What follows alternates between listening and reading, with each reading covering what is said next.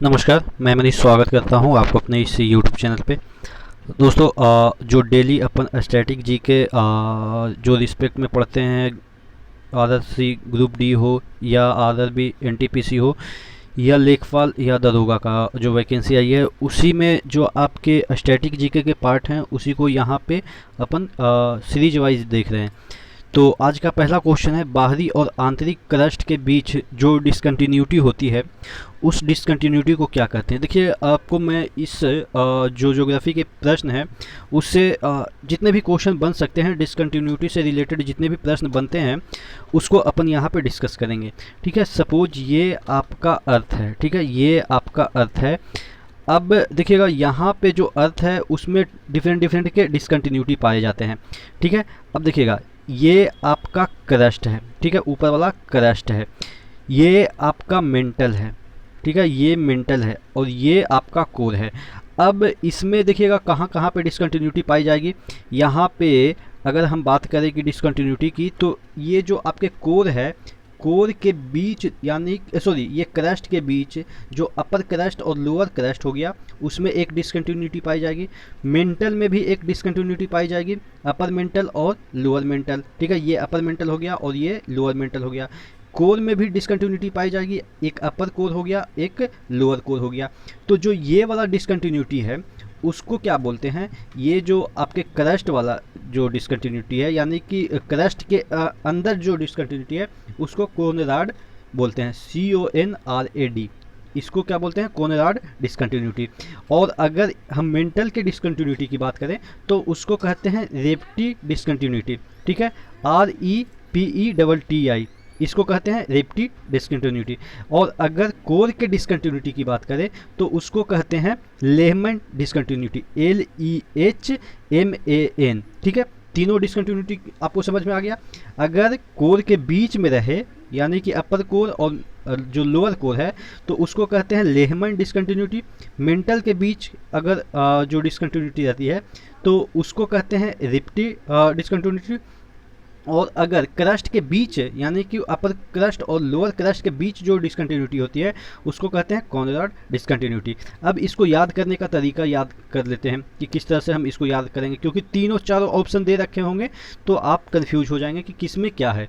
तो देखिएगा, अगर हम बात करें कॉनराड, अगर रॉड हम डालते हैं कहीं भी, अगर हम पृथ्वी में रॉड डालते हैं तो वो क्रस्ट में ही डालते हैं। तो ये जो क्रस्ट में जो सिर्फ क्रस्ट में जो डिसकंटिन्यूटी होगी उसको कहेंगे कोनराड। ठीक है, रॉड डालते हैं क्रस्ट में ही।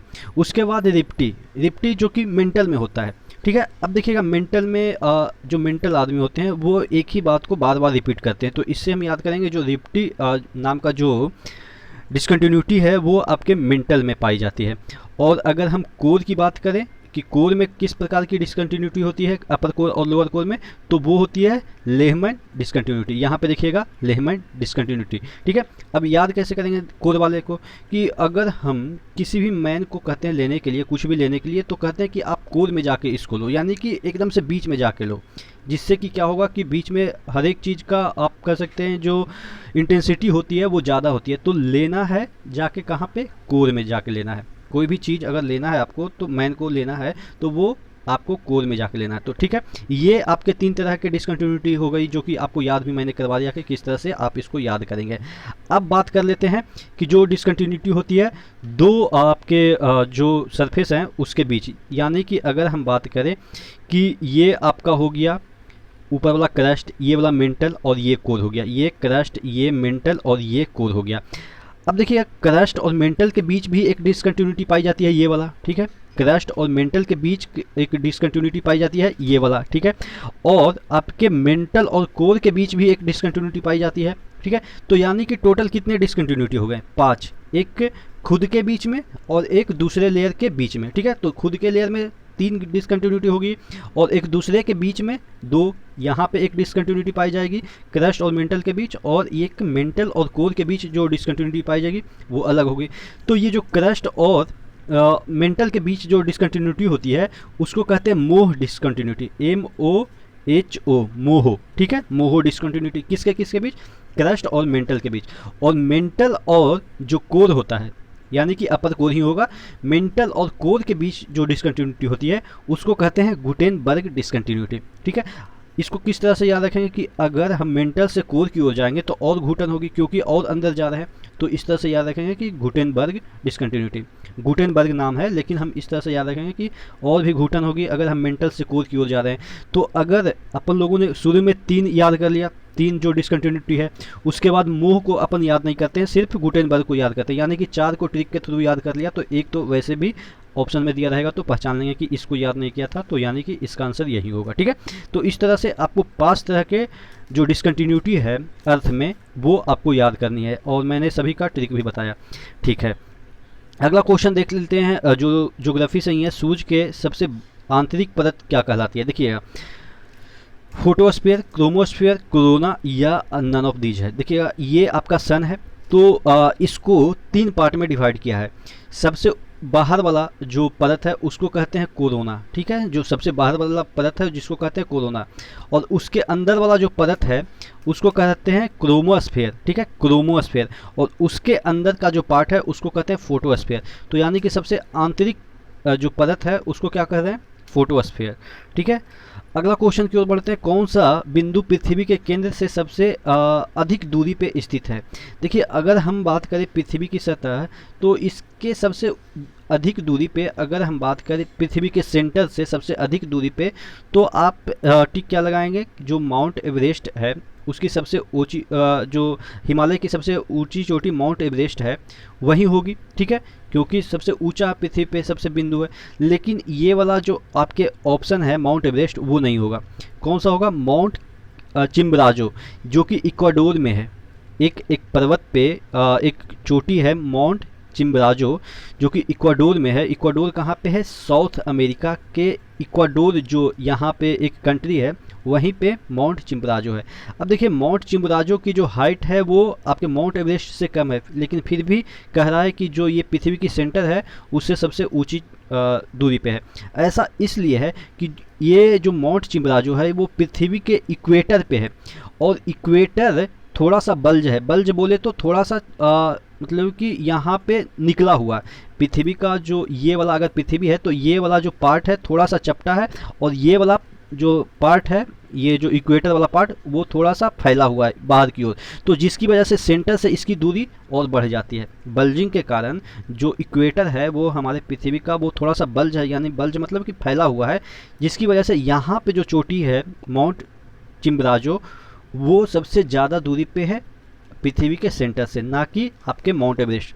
तुक्का मारेंगे तो माउंट एवरेस्ट ही मारेंगे, क्योंकि माउंट एवरेस्ट आप जानते हैं कि सबसे ऊंची चोटी है, यानी कि सबसे ऊंचा स्थान है पृथ्वी के रिस्पेक्ट में बात करें। लेकिन यहाँ पे ये है आपके माउंट एवरेस्ट जो कि इक्वेटर से काफ़ी दूर है। ठीक है, ये इक्वेटर से काफ़ी दूर है, लेकिन ये जो माउंट चिम्बराजो है वो इक्वेटर पे है, और इक्वेटर थोड़ा सा बल्ज है, इसकी वजह से माउंट चिम्बराजो पृथ्वी के सेंटर से सबसे अधिक दूरी पे स्थित है। ठीक है, ये समझ में आ गई। ठीक है, ह्यूएन HUYEN लैंगलोन जो कि एक प्रकार का मार्शल आर्ट है, वो कहाँ का मार्शल आर्ट नृत्य है? एक प्रकार का मार्शल आर्ट नृत्य आप कह सकते हैं, ये आपके मणिपुर का है। देखिएगा, ह्यूएन लैंगलोन जैसे ऐसा सेंस दे रहा है कि ये आपके नॉर्थ ईस्ट का ही कोई स्टेट होगा। ठीक है, तो अगर हम बात करें ये कैसा दिखता है तो आप देखिएगा, ये मार्शल आर्ट यहाँ पे एक मिनट, ये आप देखिएगा, ये मार्शल आर्ट ये जो मणिपुर का है, यहीं आपके प्रश्न पूछे गए हैं कि ह्यूएन लैंगलोन जो मार्शल आर्ट है वो कहाँ की है? ये आपके मणिपुर की है। ठीक है, अगला क्वेश्चन की ओर बढ़ते हैं। अगला क्वेश्चन क्या कहता है उसको देखने की कोशिश करते हैं। रविंद्रनाथ टैगोर के पिताजी का क्या नाम था? देखिए, रवि का मतलब क्या होता है? जो सूर्य भगवान है उन्हीं को रवि कहा जाता है। तो ऑब्वियस है कि रवि अगर सूर्य भगवान को कहा जाता है तो सूर्य भगवान एक देव हैं। ठीक है, या रविंद्रनाथ टैगोर की जो जितने भी कृतियाँ हुई, जितने भी उन्होंने पुस्तक लिखे या जितने भी काम किए, वो एक काफ़ी सोफिस्टिकेटेड या आप कह सकते हैं काफ़ी अच्छे काम किए।